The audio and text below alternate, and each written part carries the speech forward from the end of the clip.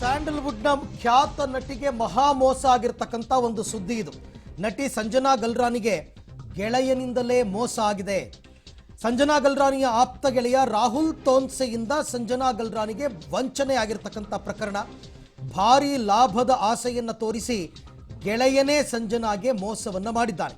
ರಾಹುಲ್ ತೋನ್ಸೆಯ ಮಾತನ್ನ ನಂಬಿ ಹಣ ಹೂಡಿಕೆ ಮಾಡಿದ್ದ ಸಂಜನಾ ಗಲ್ರಾನಿ ಈಗ ತಾವು ಹೂಡಿಕೆ ಮಾಡಿದ್ದ ಹಣವನ್ನ ಕಳಕೊಂಡಿದ್ದಾರೆ.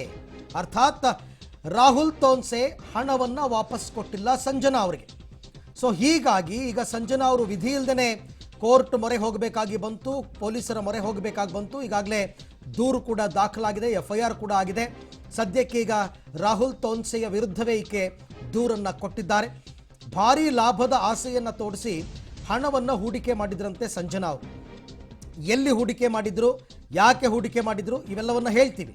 ಆದರೆ ಈ ರೀತಿ ಮಾಡಿದ್ರು ಅಂತಕ್ಕಂಥದ್ದು ಈಗ ಅವರ ದೂರಿನಿಂದಲೇ ಗೊತ್ತಾಗಿರ್ತಕ್ಕಂತಹ ವಿಚಾರ. ಹಾಗಾಗಿ ಈಗ ಸದ್ಯಕ್ಕೆ ವಂಚನೆಗೆ ಒಳಗಾಗಿದ್ದಾರೆ ನಟಿ ಸಂಜನಾ ಗಲ್ರಾನಿ. ಇತ್ತೀಚಿನ ದಿನಗಳಲ್ಲಿ ಬೇರೆ ಬೇರೆ ವಿಚಾರಗಳಲ್ಲಿ ಸುದ್ದಿ ಇದ್ದರು, ಆದರೆ ಈ ಸರ್ತಿ ಅವರು ಮೋಸ ಹೋಗಿರ್ತಕ್ಕಂತಹ ಒಂದು ವಿಚಾರ.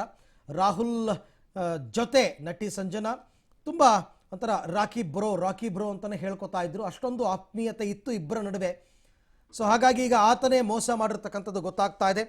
ಗೆಳೆಯ ರಾಹುಲ್ ತೋನ್ಸೆ ಮಾತನ್ನು ನಂಬಿ ಕ್ಯಾಸಿನೋಗಳಲ್ಲಿ ಹಣವನ್ನು ಹೂಡಿದ್ರು ಸಂಜನಾ. ಆದರೆ ಲಾಭ ಇರಲಿ, ಅಸಲು ಕೂಡ ವಾಪಸ್ ಮಾಡದೆ ಸಂಜನಾಗೆ ಮೋಸ ಮಾಡಿದ್ದಾನಂತೆ ರಾಹುಲ್ ತೋನ್ಸಿ. ಹಣ ಕೇಳಿದ್ರೆ ಘನತೆಗೆ ಕುಂದುಂಟು ಮಾಡುವ ಸುಳ್ಳು ಆರೋಪ.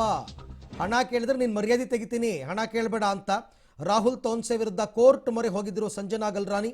ರಾಹುಲ್ ತೋನ್ಸೆ ಸೇರಿ ಈಗ 3 ವಿರುದ್ಧ FIR ಕೂಡ ದಾಖಲಾಗಿದೆ. 4ನೇ ACMM ನ್ಯಾಯಾಲಯದ ಮೊರೆಗೆ ಹೋಗಿದ್ರು ಇವರು. ಅವರು ಘನ ನ್ಯಾಯಾಲಯ ಎಲ್ಲವನ್ನ ನೋಡಿ ಕೊನೆಗೆ ಇಂದಿರಾನಗರ ಪೊಲೀಸ್ ಸ್ಟೇಷನ್ ಪೊಲೀಸರಿಗೆ ಸೂಚನೆಯನ್ನು ಕೊಡುತ್ತೆ ಕೋರ್ಟ್. ಇದನ್ನು ದೂರು ದಾಖಲು ಮಾಡ್ಕೊಳ್ಳಿ, ತನಿಖೆ ಮಾಡಿ ಅಂತ. ಅದರ ಪ್ರಕಾರ ಈಗಾಗಲೇ ದೂರು ಕೂಡ ದಾಖಲಾಗಿದೆ, FIR ಕೂಡ ಆಗಿದೆ. 3 ಆರೋಪಿಗಳ ಸ್ಥಾನದಲ್ಲಿ ನಿಲ್ಲಿಸಲಾಗಿದೆ. ಅವರ ವಿಚಾರಣೆ ಈಗ ನಡಿಬೇಕಾಗಿದೆ. ಆದರೆ ರಾಹುಲ್ ತೋನ್ಸೆ ಮಾತನ್ನು ನಂಬಿ ಇವರು ಕ್ಯಾಸಿನೋಗಳಲ್ಲಿ ಹಣವನ್ನು ಹೂಡಿಕೆ ಮಾಡಿದ್ರು ಸಂಜನಾ. ಎಷ್ಟು ಹೂಡಿಕೆ ಮಾಡಿದ್ರು ಅಂತಕ್ಕಂಥದ್ದನ್ನು ಅವರೇ ಹೇಳಬೇಕಾಗುತ್ತೆ, ಏಕೆಂದರೆ ಬ್ಯಾಂಕ್ ಟ್ರಾನ್ಸಾಕ್ಷನ್ಸ್ ಎಲ್ಲವನ್ನ ಕೂಡ ಕೊಡಬೇಕಾಗುತ್ತೆ. ಆದರೆ ಲಾಭ ಬರುತ್ತೆ ಅನ್ನೋ ಆಸೆಗೆ ಹಣ ಹೂಡಿಕೆ ಮಾಡಿ ಲಾಭನೂ ಇಲ್ಲ, ಅಸಲೂ ಇಲ್ಲ ಅನ್ನುವಂತಹ ಸ್ಥಿತಿಗೆ ಅವರು ಬಂದಿದ್ದಾರೆ. ದುಡ್ಡು ಕೇಳಿದರೆ ಕೊಟ್ಟಿಲ್ಲ. ಹಾಗಾಗಿ ರಾಹುಲ್ ತೋನ್ಸೆ ವಿರುದ್ಧ ಕೋರ್ಟ್ ಮೊರೆ ಹೋಗಿದ್ರು ಸಂಜನಾ ಗಲ್ರಾನಿ. ಗೆಳೆಯ ರಾಹುಲ್ ತೋನ್ಸೆ ಸೇರಿ 3 ವಿರುದ್ಧ FIR ಈಗ ದಾಖಲಾಗಿದೆ. ಈ ಎಲ್ಲ ವಿಚಾರಕ್ಕೆ ಸಂಬಂಧಪಟ್ಟಂತೆ ಮತ್ತಷ್ಟು ಅಪ್ಡೇಟ್ಸ್ ಪಡೆಯೋಣ ನನ್ನ ಕೊಲೀಗ ನರಸಿಂಹಮೂರ್ತಿ ಅವರಿಂದ. ಮೂರ್ತಿ, ಈಗ FIR ಆದ ನಂತರ ಏನೇನು ಬೆಳವಣಿಗೆ ಆಗಿದೆ, ಮತ್ತೆ ಇಲ್ಲಿ ಇನ್ನೊಂದು ಸೂಕ್ಷ್ಮತೆ ನನಗೆ ಅನಿಸ್ತಾ ಇಲ್ಲ. ಈಗ ಕ್ಯಾಸಿನೋಗಳಲ್ಲಿ ನಾನು ಹೂಡಿಕೆ ಮಾಡಿದ್ದೆ ಅಂತ ಇವ್ರು ಹೇಳಿದೆ, ಆದರೆ ಅದು ಕೂಡ ಅಪರಾಧ ಆಗುತ್ತಾ? ಅರವಿಂದ, ಬಹುತೇಕ ಜನ ಅಂದ್ರೆ ದುಡ್ಡಿದ್ದಂಥವ್ರು ಗೋವಾ ಮತ್ತೆ ಶ್ರೀಲಂಕಾಗಳಿಗೆ ತೆರಳಿ ಕೆಸಿನೋವನ್ನು ಆಡೋದು, ಅಲ್ಲೇ ಹಣವನ್ನ ಪಣಕ್ಕಾಗಿ ಇಡೋದು, ಇದೆಲ್ಲವೂ ಕೂಡ ಸಾಮಾನ್ಯ. ಬಹುತೇಕ ಮಂದಿ ದುಡ್ಡಿದ್ದಂತಹವರು ಆಗಾಗ್ಗೆ ಶ್ರೀಲಂಕಾದ ಕೆಸಿನೋಗಳಿಗೆ ಹೋಗ್ತಿರ್ತಾರೆ. ಈ ಬಗ್ಗೆ ಆಗಾಗ್ಗೆ ಸುದ್ದಿ ಕೂಡ ಆಗ್ತಿರುತ್ತೆ. ಒಂದು ತೀರಾ ಇತ್ತೀಚೆಗೆ ಅಂದ್ರೆ ಈ ಒಂದು ವಿಚಾರ ಕೂಡ ಕೇಳಿಬಂದಿತ್ತು. ಅಂದ್ರೆ ಕೆಸಿನೋ ಸಂದರ್ಭದಲ್ಲಿ ಯಾವಾಗ ಸ್ಯಾಂಡಲ್ವುಡ್ ಡ್ರಗ್ಸ್ ಪ್ರಕರಣ ಹೊರ ಬಂದಿತ್ತು, ಆ ಸಂದರ್ಭದಲ್ಲೂ ಕೂಡ ಈ ಕೆಸಿನೋ ವಿಚಾರವಾಗಿ ಒಂದಷ್ಟು ಮಾತುಗಳು ಹರಿದಾಡಿದ್ವು. ಆದ್ರೆ ಇದೀಗ ಖುದ್ದು ನಟಿ ಸಂಜನಾರವರೇ ಒಂದು ದೂರನ್ನ ಕೊಟ್ಟಿದ್ದಾರೆ. ದೂರಿನಲ್ಲಿ ತನ್ನ ಗೆಳೆಯ ರಾಹುಲ್ ತೋನ್ಸೆ ವಿರುದ್ಧ ಒಂದು ಆರೋಪವನ್ನ ಮಾಡಿದ್ದಾರೆ. ಅಂದ್ರೆ ಈತ ಶ್ರೀಲಂಕಾ ಮತ್ತೆ ಗೋವಾದಲ್ಲಿ ನಾನು ಹಣವನ್ನ ಇನ್ವೆಸ್ಟ್ ಮಾಡು ನೀನು ಅನ್ನೋ ನಿಟ್ಟಿನಲ್ಲಿ ನನ್ನಿಂದ ಹಣವನ್ನ ಪಡೆದಿದ್ದಾನೆ ಅನ್ನೋ ನಿಟ್ಟಿನಲ್ಲಿ ಇವರು ದೂರನ್ನ ಕೊಟ್ಟಿದ್ದಾರೆ. ಅಂದ್ರೆ ಯಾವ ಕಾರಣಕ್ಕೋಸ್ಕರ ಇವರು ಹಣವನ್ನ ಕೊಟ್ಟರು? ಶ್ರೀಲಂಕಾದ ಕೆಸಿನೋಗಳು ಮತ್ತೆ ಗೋವಾದ ಕೆಸಿನೋಗಳಿಗೆ ನಾನು ಮ್ಯಾನೇಜರ್ ಆಗಿ ಕೆಲಸವನ್ನ ನಿರ್ವಹಿಸ್ತಿದ್ದೇನೆ, ಹೀಗೆ ಅಲ್ಲಿ ಹಣವನ್ನ ಹಾಕ್ದಂತಹ ಸಂದರ್ಭದಲ್ಲಿ ಅಧಿಕವಾಗಿ ಬಡ್ಡಿಯನ್ನ ಕೊಡ್ತೀನಿ ಅಥವಾ ಅಧಿಕವಾಗಿ ಲಾಭಾಂಶ ಸಿಗುತ್ತೆ, ಹೆಚ್ಚಿನ ದುಡ್ಡು ಸಿಗುತ್ತೆ ಅನ್ನೋ ನಿಟ್ಟಿನಲ್ಲಿ ನನಗೆ ಹೇಳ್ದ. ಈ ಕಾರಣಕ್ಕೋಸ್ಕರ ನಾನು ದುಡ್ಡನ್ನ ಕೊಟ್ಟೆ ಅನ್ನೋ ನಿಟ್ಟಿನಲ್ಲಿ ಸಂಜನಾರವರು ಹೇಳಿದ್ದಾರೆ. ಆದ್ರೆ ಎಷ್ಟು ದುಡ್ಡನ್ನ ಕೊಟ್ಟರು ಅನ್ನೋದನ್ನ ನಟಿ ಸಂಜನಾ ಬಹಿರಂಗಪಡಿಸಿಲ್ಲ. ACMM ನ್ಯಾಯಾಲಯ 4 ಇಲ್ಲಿ ಒಂದು PCR ಪ್ರೈವೇಟ್ ಕಂಪ್ಲೇಂಟ್ ಅನ್ನ ರಿಜಿಸ್ಟರ್ ಮಾಡ್ತಾರೆ. ಆ ಬಳಿಕ ನ್ಯಾಯಾಲಯ ಸ್ಟೇಷನ್ಗೆ ಅಂದ್ರೆ ಇಂದಿರಾನಗರ ಪೊಲೀಸರಿಗೆ ಸೂಚನೆಯನ್ನ ಕೊಟ್ಟಿದೆ. ಆ ಬಳಿಕ FIR ಆಗಿದೆ. FIR ನಲ್ಲಿ ರಾಹುಲ್ ತೋನ್ಸೆ ಸೇರಿದಂತೆ ಮತ್ತಿಬ್ಬರ ವಿರುದ್ಧ ದೂರು ದಾಖಲಾಗಿದೆ. ಅಂದ್ರೆ ಕೆಸಿನೋಗಳಲ್ಲಿ ಹಣವನ್ನ ಹೂಡಿಕೆ ಮಾಡೋದಾಗಿ ಹಣ ಪಡೆದು ಯಾವುದೇ ಲಾಭಾಂಶವನ್ನು ಸಹ ಕೊಟ್ಟಿಲ್ಲ, ಅಸಲು ಹಣವನ್ನು ಸಹ ಕೊಟ್ಟಿಲ್ಲ ಅನ್ನೋ ನಿಟ್ಟಿನಲ್ಲಿ ದೂರು ದಾಖಲಾಗಿರೋದು. ಅರವಿಂದ್, ಹಾಗೆ ಸಂಪರ್ಕದಲ್ಲಿರಿ ಮೂರ್ತಿ, ನಿಮ್ಮ ಜೊತೆ ನಾನು ಮಾತನಾಡ್ತೀನಿ. ಇನ್ನಷ್ಟು ಅಪ್ಡೇಟ್ಸ್ಗಳು ಸಿಗ್ತಾ ಇದೆ ಈ ವಿಚಾರಕ್ಕೆ ಸಂಬಂಧಪಟ್ಟಂತೆ. ಈಗ FIR ಕೂಡ ಆಗಿರೋದ್ರಿಂದ FIR ಕಾಪಿನಲ್ಲಿ ಏನಿದೆ, ಏನು ಅಂಶಗಳಿದೆ ಅಂತಕ್ಕಂಥದ್ದನ್ನು ನೋಡೋಣ. ಇದು FIR ನಲ್ಲಿ ಇರತಕ್ಕಂತಹ ಅಂಶಗಳು. ಇದರಲ್ಲಿ ಕೆಲವೊಂದು ಪಾಯಿಂಟ್ಸ್ಗಳನ್ನ ಗಮನಿಸಿ. ಇಲ್ಲೇನು ಹೇಳ್ತಾರೆ ಅಂತಂದರೆ, ಫಿರ್ಯಾದುದಾರರಾದ ಸಂಜನಾ ಗಲ್ರಾನಿ ಅವರ ಹಣವನ್ನು ಕಾನೂನು ಬಾಹಿರ ಚಟುವಟಿಕೆಗಳಲ್ಲಿ ತೊಡಗಿಸಿಕೊಂಡು ಲಾಭ ಗಳಿಸಿರ್ತಾರೆ. ಅಲ್ಲಿಗೆ ಇವರು ನಾನು ಕ್ಯಾಸಿನೋಗಳಲ್ಲಿ ಇನ್ವೆಸ್ಟ್ ಮಾಡಿದ್ದೆ ಅಂತ ಹೇಳಿದ್ರೆ ಅದು ಕಾನೂನು ಬಾಹಿರ ಚಟುವಟಿಕೆ ಅಂತ ಆಗುತ್ತೆ. ಅದನ್ನು ಇವರು ಕೋರ್ಟು ಮತ್ತು ಪೊಲೀಸರು ಯಾವ ರೀತಿ ಕನ್ಸಿಡರ್ ಮಾಡ್ತಾರೆ ಅಂತಕ್ಕಂಥದ್ದನ್ನು ನೋಡಬೇಕು. ಸೊ ಹಾಗಾಗಿ ತಾನು ಹೇಳಿದ ಕಡೆಗಳಲ್ಲಿ ಹಣ ವಿನಿಯೋಗಿಸಿದ್ರೆ ಅಧಿಕ ಲಾಭ ಗಳಿಸ್ಬೋದು ಅಂತ ಫಿರ್ಯಾದುದಾರರಾದ ಸಂಜನಾ ಗಲ್ರಾನಿ ಅವರನ್ನು ನಂಬಿಸಿ ಕಳೆದ 3 ವರ್ಷಗಳಲ್ಲಿ ರಾಹುಲ್ ತೋನ್ಸೆ, ಶ್ರೀ ರಾಮಕೃಷ್ಣ ಮತ್ತು ಶ್ರೀಮತಿ ರಾಗೇಶ್ವರಿ ಅವರ ಬ್ಯಾಂಕ್ ಖಾತೆಗಳಿಗೆ ಹಣ ಹಾಕಿಸ್ಕೊಂಡಿದ್ದಾರೆ. ಆದರೆ ಯಾವುದೇ ಲಾಭಾಂಶವನ್ನು ನೀಡಿಲ್ಲ, ಹಸಿರನ್ನು ಕೂಡ ಕೊಟ್ಟಿಲ್ಲ. ಹಲವಾರು ಬಾರಿ ಹಣವನ್ನು ಕೊಡುವಂತೆ ಕೇಳಿದ್ದು ಹಿಂತಿರುಗಿಸಿರುವುದಿಲ್ಲ. ಆರೋಪಿಗಳು ಫಿರ್ಯಾದುದಾರರಾದ ಸಂಜನಾ ಗಲ್ರಾನಿಯನ್ನು ವಂಚಿಸುವ ಸಂಚನ್ನು ರೂಪಿಸಿರ್ತಾರೆ. ಸೊ ಈ ಅಂಶಗಳು ಕೂಡ ಬಹಳ ಮುಖ್ಯ ಆಗುತ್ತೆ. ಸೊ ಈ ಬಗ್ಗೆ ಕೂಡ ಮತ್ತಷ್ಟು ಮಾಹಿತಿ ನನ್ನ ಕೊಲೀಗ್ ನರಸಿಂಹಮೂರ್ತಿ ಅವರಿಂದ ಪಡ್ಕೊಳ್ಳೋಣ. ಎಸ್ ಮೂರ್ತಿ, ಈಗ ನಾನು ಒಂದು ಪ್ರಶ್ನೆಯನ್ನು ಕೇಳ್ತಾ ಇದ್ದೆ.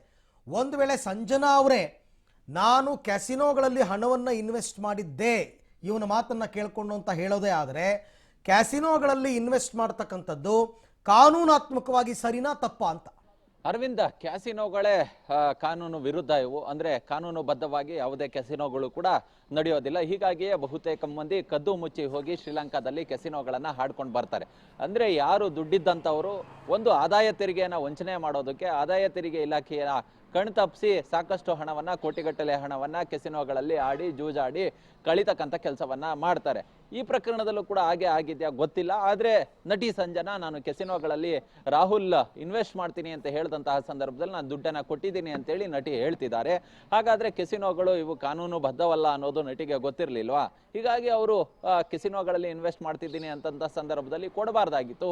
ಇವರು ದುಡ್ಡಿನ ಆಸೆಗೆ ಹೆಚ್ಚಿನ ಲಾಭಾಂಶ ಬರಬಹುದು, ಹೆಚ್ಚಿಗೆ ದುಡ್ಡು ಸಿಗಬಹುದು ಅನ್ನೋ ನಿಟ್ಟಿನಲ್ಲಿ ಇನ್ವೆಸ್ಟ್ ಮಾಡದಂತೆ ಕಾಣಿಸ್ತಿದೆ. ಹೀಗಾಗಿ ಕೆಸಿನೋ ಶ್ರೀಲಂಕಾ ಮತ್ತೆ ಗೋವಾದ ಕೆಸಿನೋಗಳಲ್ಲಿ ಇವರು ಇನ್ವೆಸ್ಟ್ ಮಾಡಿರೋದ್ರ ಬಗ್ಗೆ ಅವರೇ ಕೂಡ ಸ್ವತಃ ತಮ್ಮ ದೂರಿನಲ್ಲಿ ಉಲ್ಲೇಖವನ್ನ ಮಾಡ್ಕೊಂಡಿದ್ದಾರೆ. ಹೀಗಾಗಿ ಇದು ಕೂಡ ಒಂದು ರೀತಿ ಕಾನ್ಫ್ಲಿಕ್ಟು. ಅಂದ್ರೆ ಇವರು ಯಾವ ಕಾರಣಕ್ಕೋಸ್ಕರ ಇನ್ವೆಸ್ಟ್ ಅನ್ನ ಮಾಡಿದ್ರು ಅಂತ.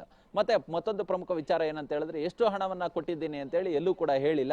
ಇದು ಕೂಡ ಎಲ್ಲೋ ಒಂದು ರೀತಿ ಇವರ ಸ್ಟ್ರಾಟಜಿ. ಅಂದ್ರೆ ಹೆಚ್ಚುವರಿ ಹಣವನ್ನ ಕೊಟ್ಟಂತಹ ಸಂದರ್ಭದಲ್ಲಿ ಅದು ಆದಾಯ ತೆರಿಗೆ, ಇನ್ಕಮ್ ಟ್ಯಾಕ್ಸ್ ಏನಾದ್ರೂ ಬರಬಹುದು ಅನ್ನೋ ನಿಟ್ಟಿನಲ್ಲಿ ಇರಬಹುದು. ಹೀಗಾಗಿಯೇ ಹಣ ಎಷ್ಟು ಅನ್ನೋದನ್ನ ಎಲ್ಲೂ ಕೂಡ ತೋರಿಸಿಲ್ಲ. ಹೀಗಾಗಿ ಇವರೆಲ್ಲರೂ ಕೂಡ ಒಂದು ರೀತಿ ಆದಾಯವನ್ನ ತೆರಿಗೆಯನ್ನ ಕಟ್ಟಬೇಕು ಅನ್ನೋ ನಿಟ್ಟಿನಲ್ಲಿ ಅದನ್ನೇನಾದ್ರು ವಂಚನೆ ಮಾಡುವ ಉದ್ದೇಶದಿಂದ ಈ ರೀತಿಯಾಗಿ ಮಾಡಿದ್ರ ಗೊತ್ತಿಲ್ಲ.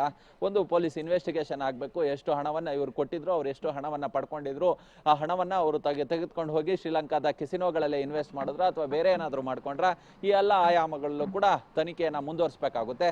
ಮತ್ತೆ ಇವರೇ ಹೇಳ್ಕೊಂಡಂತೆ ಸಮಾಜಘಾತುಕ ಚಟುವಟಿಕೆಗಳಲ್ಲಿ, ಸಮಾಜ ಬಾಹಿರ ಚಟುವಟಿಕೆಗಳಲ್ಲಿ ಈ ಹಣವನ್ನ ಬಳಸ್ಕೊಂಡು ನನ್ನ ಹೆಸರಿಗೆ ಮಸಿಯನ್ನ ಬಳಿಯುವ ದುರುದ್ದೇಶವನ್ನ ತರುವ ಕೆಲಸವನ್ನ ಮಾಡಿದ್ದಾರೆ ಅನ್ನೋ ನಿಟ್ಟಿನಲ್ಲಿ ಇವರೇ ಆರೋಪವನ್ನ ಮಾಡಿದ್ದಾರೆ. ಹೀಗಾಗಿಯೇ ಇವರೆಲ್ಲರಿಗೂ ಕೂಡ ನೋಟಿಸ್ ಅನ್ನ ಕೊಟ್ಟು ವಿಚಾರಣೆಯನ್ನ ಮಾಡಬೇಕಾಗುತ್ತೆ. ಮೂರ್ತಿ, ಈಗ ದೂರ್ನಲ್ಲಿ ಅವರೇ ಹೇಳ್ಕೊಂಡಿದ್ದಾರೆ ಈತನ ಮಾತನ್ನ ಕೇಳಿ ನಾನು ಕೆಸಿನೋದಲ್ಲಿ ಇನ್ವೆಸ್ಟ್ ಮಾಡಿದ್ದೆ ಅಂತ. ಅದು ಕಾನೂನು ಬಾಹಿರ ಅನ್ನೋದೇ ಆದ್ರೆ ಕೋರ್ಟ್ ಇದನ್ನ ಹೇಗೆ ಪುರಸ್ಕರಿಸುತ್ತೆ ಇವರ ಅರ್ಜಿಯನ್ನ? ಈಗ ಕೋರ್ಟೇ ಡೈರೆಕ್ಷನ್ ಕೊಟ್ಟು ದೂರು ದಾಖಲು ಮಾಡ್ಕೊಳ್ಳಿ, FIR ಮಾಡ್ಕೊಂಡು ತನಿಖೆ ಮಾಡಿ ಅಂತ ಪೊಲೀಸರಿಗೆ ಹೇಗೆ ಹೇಳುತ್ತೆ ಅಂತ? ಈಗ ನಮ್ಮ ದೇಶದಲ್ಲಿ ಎಲ್ಲೂ ಕೂಡ ಕಾನೂನು ಬದ್ಧ ಇಲ್ಲ ಕೆಸಿನೋಗಳು. ಹೀಗಾಗಿಯೇ ಪಕ್ಕದ ಶ್ರೀಲಂಕಾಗೆ ಹೋಗಿ ಕೆಸಿನೋಗಳಲ್ಲಿ ಹಣವನ್ನ ಪಣಕ್ಕಿಟ್ಟು ಅಲ್ಲಿ ಜೂಜಾಡುವ ಸಂಸ್ಕೃತಿಯನ್ನ ಕೆಲವರು ಬೆಳೆಸ್ಕೊಂಡಿದ್ದಾರೆ.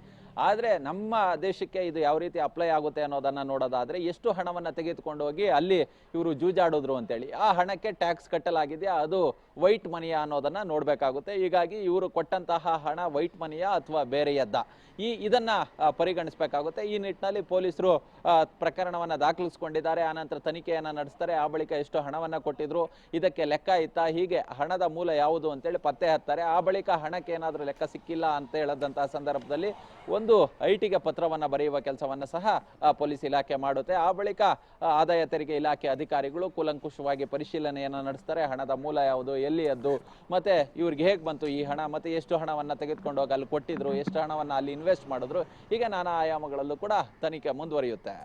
ಓಕೆ, ಥ್ಯಾಂಕ್ ಯು ಮೂರ್ತಿ, ತಮ್ಮ ಎಲ್ಲ ಮಾಹಿತಿಗಾಗಿ ಧನ್ಯವಾದ. ಸೊ ಇಷ್ಟೆಲ್ಲ ವಿಚಾರಗಳಿದೆ, ಕೆಲವೊಂದು ಸೂಕ್ಷ್ಮತೆಗಳು ಕೂಡ ಇದೆ. ಹಾಗಾಗಿ ನಾನು ಈ ಕ್ವಶನ್ ರೈಸ್ ಮಾಡಿದ್ದು. ಇವರು ಕ್ಯಾಸಿನೋಗಳಲ್ಲಿ ನಾನು ಇನ್ವೆಸ್ಟ್ ಮಾಡಿದ್ದೆ ಅಂತಂದರೆ ಅದು ಕಾನೂನು ಬಾಹಿರ ಅನ್ನೋದೇ ಆದರೆ ಅದನ್ನು ತನಿಖೆ ಹೇಗೆ ಮಾಡ್ತಾರೆ? ಶ್ರೀಲಂಕಾ ಅಂದರೆ ಅದು ಬೇರೆ ದೇಶದ ಲೆಕ್ಕ ಬರುತ್ತೆ, ಬಟ್ ಗೋವಾ ಅಂತಲೂ ಮೆನ್ಷನ್ ಮಾಡಿದಾರಲ್ಲ. ನಿಮಗೆ FIR ನಲ್ಲಿ ಗೋವಾ ಮತ್ತು ಕೊಲಂಬೋಗಳಲ್ಲಿ ಅಂತಲೇ ಬರುತ್ತೆ. ಗೋವಾ ನಮ್ಮ ದೇಶದಲ್ಲೇ ಇದೆಯಲ್ಲ, ಹಾಗಾಗಿ ನೋಡಬೇಕು. ಮತ್ತು ಇವರು ಎಷ್ಟು ದುಡ್ಡು ಕೊಟ್ಟಿದೆ ಅನ್ನೋದನ್ನು ಮುಚ್ಚಿಡೋದಕ್ಕಂತೂ ಆಗಲ್ಲ, ಯಾಕೆಂದರೆ ಇವರು ಎವಿಡೆನ್ಸ್ ಕೊಡಬೇಕಲ್ಲ, ಬ್ಯಾಂಕ್ ಸ್ಟೇಟ್ಮೆಂಟ್ ಕೊಡಬೇಕಲ್ಲ ಹಣ ಟ್ರಾನ್ಸ್ಫರ್ ಮಾಡಿದ್ದಕ್ಕೆ. ಹಾಗಾಗಿ ನೋಡೋಣ, ಇದು ಇವ್ರಿಗೆ ಏನಾದರೂ ಉಲ್ಟಾ ಗಿಲ್ಟಾ ಆಗೋ ಚಾನ್ಸಸ್ ಇದೆಯಾ ಅಂತಲೂ ಕೂಡ ಅನ್ನಿಸ್ತಾ ಇದೆ.